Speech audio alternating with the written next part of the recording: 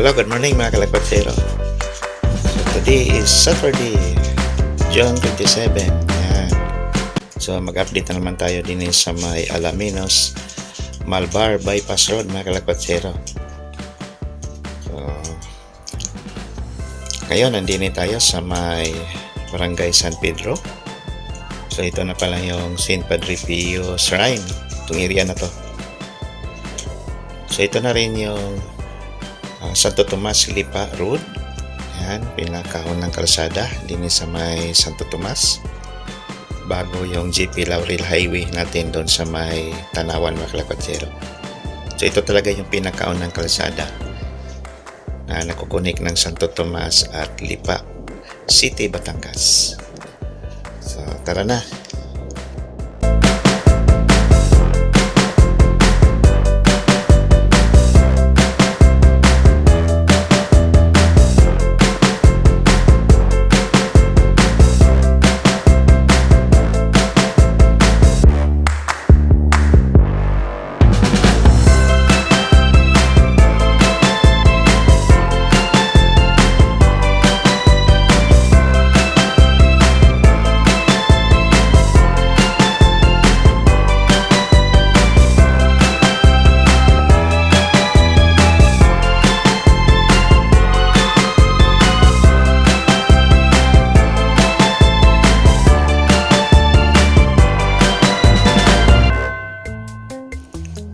So, nandini na pala tayo sa may barangay San Isidro Norte.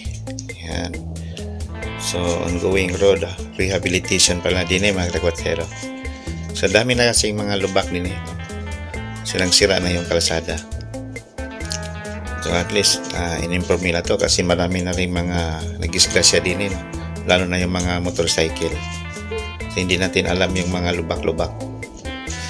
Pero iwan ko lang, ang bilis naman masira yung mga kalsada din I think hindi pa naabot ng 5 taon itong din wala, sira na naman yan. Yan ang hindi natin alam. Daming prutas din yun, mga marang. So ito na naman yung barangay San Isidro Sur. Yan.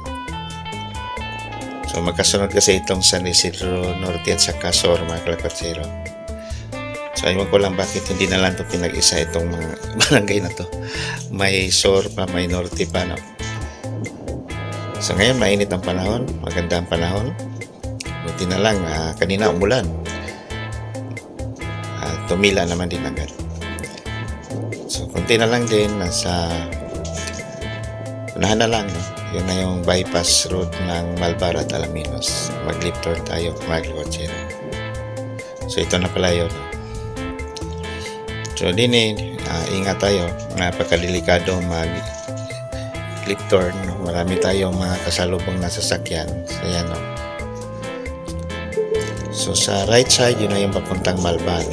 Ito naman yung papuntang Alaminos. So yan, danger prone area ito. Kasi yung mga poste ng Meralco hindi pa rin nilipat. So delikado din pag gabi kung hindi kabisado sa kalsada. Wag lang sana mangyari, no? Kasi napaka-delikado talaga niya mga kalakotsero. Yung mga poste na nasa gitna, lalo na kung mga nakainom, mga lasing, napakalawak pa naman ng kalsada, mabulaga ka na lang na may poste pala sa gitna. Yan. Tapos wala pa namang mga signage na nilagay ng kontraktor. Dapat yung kontraktor naglagay ng mga signage, mga reflectorize. Merong din ano ba yung tawag noon? Piryahan. So ito na yung barangay San Joaquin mga kalakotsero. Mula doon sa may barangay San Isidro Sur. So I think almost 3 months na hindi tayo nakapag-update. Ito ay sarado, hindi ito madaanan ng mga motorista. Pero ngayon okay na. So makadaan na tayo. Kaso lang parang yung 4 lanes naging 2 lanes na lang din. Parang yung kalsada na yun nag-a-adjust ng mga bahay. Yan. Kasi pag gawing 4 lanes, ang daming apektado. So yan So mula doon sa bungad, din sumikip. Parang ang kalsada na yung nag-a-adjust kasi sa daming bahay na tatamaan talaga mga kalakwatsero. Doon sa unahan, meron tayong highlights dati nung una nating mga vlog. Tingnan natin kung natanggal ba yung mga bahay. Ayan, hindi pa rin mga kalakwatsero. Ayan, slow mo natin. Ito, mga 3 bahay ito. Yan. So, hindi pa rin natanggal. Hanggang din yan, Yun. Tapos din sumikip na ang kalsada. Siguro itong right side natin, yung cementerio to mga kalakwatsero.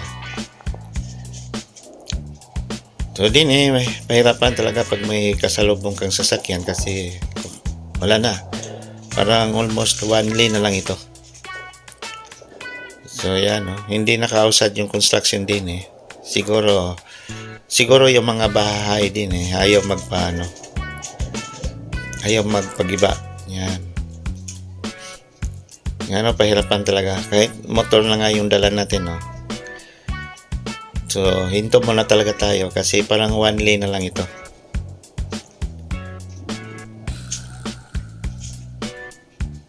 So madaanan na siya. Kaso lang, yun na nga din. Masikip. Although ito na naman yung kalsada, connected ng Santa Ana at saka Santa Clara. So nakalimutan ko lang anong pangalan nito. Diretsong lipa pa rin ito mga kalakwatsero. Ang dami talagang lusutan din So yan, diretsong San Felix, Santa Ana to San Felix. Yan na naman diretsong lipa. Ang labas yung Santa Clara at San Luis. Din ito na naman yung connected doon sa may Alaminos Bypass Road. Ito na pala yung papuntang Alaminos. Yan. So yan pa rin mga may bahay pa rin din dami. Iwan ko lang kung paano ito Parang mahirapan talaga pag i-widening ito na 4 lanes.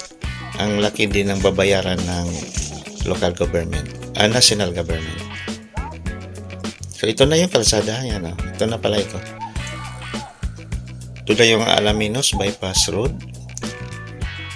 So mag-aerial video tayo din mga kalakwatsero. So dito muna tayo.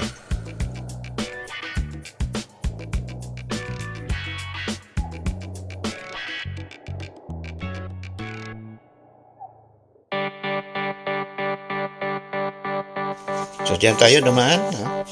So kita natin ang dami talagang bahay na apektado nitong Alaminos Malbar Bypass Road.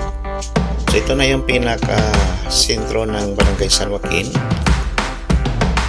So maraming bahay talaga din Kasi malaking barangay din itong Barangay San Joaquin. Then tala natin yung cementerio. Kasi yung dinala natin kanina.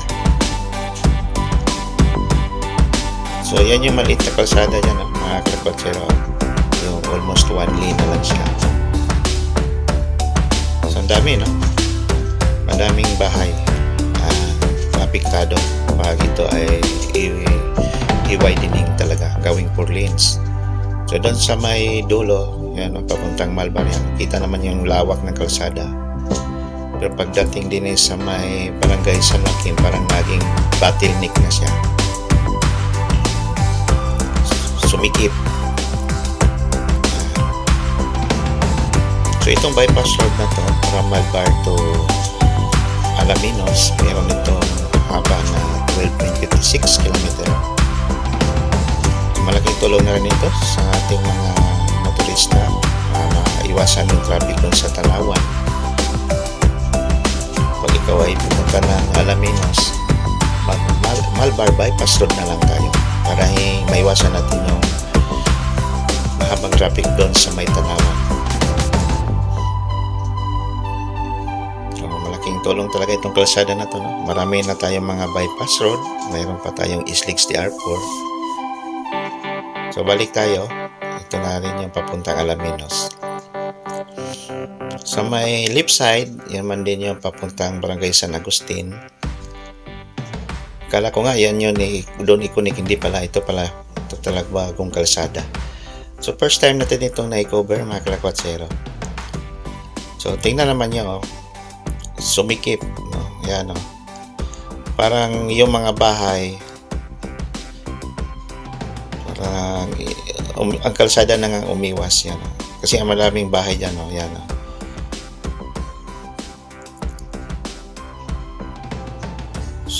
Yan. Ewan ko lang kung ano ang negotiation dyan, kung yan ba ay tatanggalin ang mga bahay, kasi din na lumawak na yung kalsada. Siguro under negotiations pa yan. Alis naman siguro yan kung magkasundo sa bayad, no? Kasi babayaran naman din yan. So ito na talaga yung papuntang Alaminos ito. So dito pa yung construction, hanggang dito lang muna yan, no? So sa unahan wala pa. Sigurado yan pag naulan maputik pa yung kalsada niyan, no? Wala pa doon sa unahan, no? So hanggang din nilang mga kalakwatsero yung concrete roads. So nakakaano, no? Mga bahay, ang dami talaga tatamaan. So yan, no? Balikan natin mga kalakwatsero, yan, no? So naging 2 lanes agad, no? Tapos doon na naman sa unahan, lumawak na naman yung kalsada. Parang ang kalsada na nga nag-a-adjust. Yan. Okay, at least na-update ko na kayo din, eh. So kung kayo ay pupunta ng Alaminos, mag-via San Agustin muna kayo kasi din wala pa. Ongoing construction pa siya, mga kalakwatsero.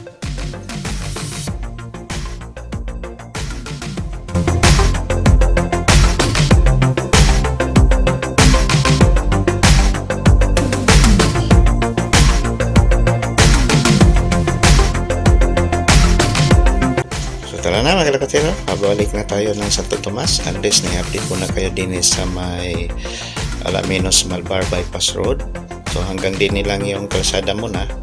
So hindi pa siya madaanan diretso doon sa may Alaminos. So ang gagawin natin, pag kayo ay galing Malbar, mag-via San Agustin na lang tayo. Ayan, tuturuan ko kayo paano dumaan din sa may barangay San Agustin. So ngayon palabas pa tayo. Ang dami talagang bahay, no? Parang kalsada talaga ang nag-a-adjust. Sa daming bahay na tatamaan, tapos mga gandang bahay pa naman yung iba din. Yan, tara natin yung kalsada, papuntang Lipa din yan, sa may left side. Ang right side naman yung papuntang Santa Ana, barangay Santa Ana at saka San Agustin. Pag diretso tayo dyan, Santa Ana, pag dito tayo sa kabila, itong dinaanan natin, San Agustin, ang labas natin din. Yan na yung Maharlika Highway. So, din tayo. Para ang labas natin ay Barangay San Agustin. So, ito muna ang gagamitin niya mga kalakwatsero. Kasi hindi pa pwede daanan doon sa may Alaminos Bypass Road. Ongoing construction pa. Kaso lang, itong kalsada na to, ang daming lubak. Sirang-sira na rin. So, doble ingat lang, lalo na sa mga nakamotor. Kasi ang daming lubak. Malalim pa naman yung mga lubak. Yan. So yan, tanaw natin ang barangay San Agustin. So, lalo na din eh, oh. Basag na yung kalsada, oh. Ang hirap. Yan, oh. Wasak na ang kalsada din eh. Yun. Medyo may kahabaan din ng konti ito from San Joaquin to San Agustin.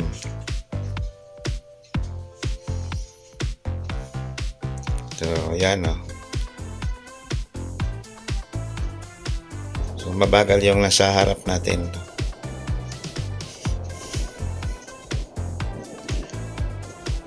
San Agustin.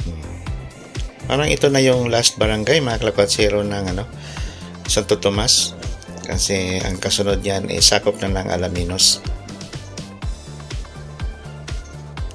So din sa may barangay San Agustin, mayroong 7-Eleven dyan sa kanto. At saka yung simbahan. So yan yung landmark ng barangay San Agustin. Yan, dito. So left turn tayo. Pabalik na tayo ng Santo Tomas. Dinis, ingat tayo sa pagtawid kasi ang bibilis ng mga sasakyan.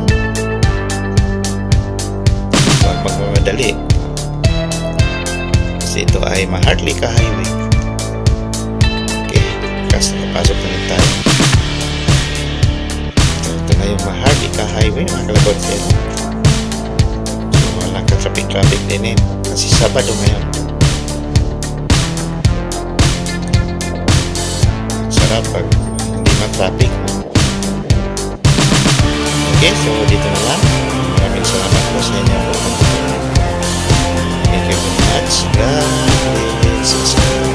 Thank you. Bye-bye.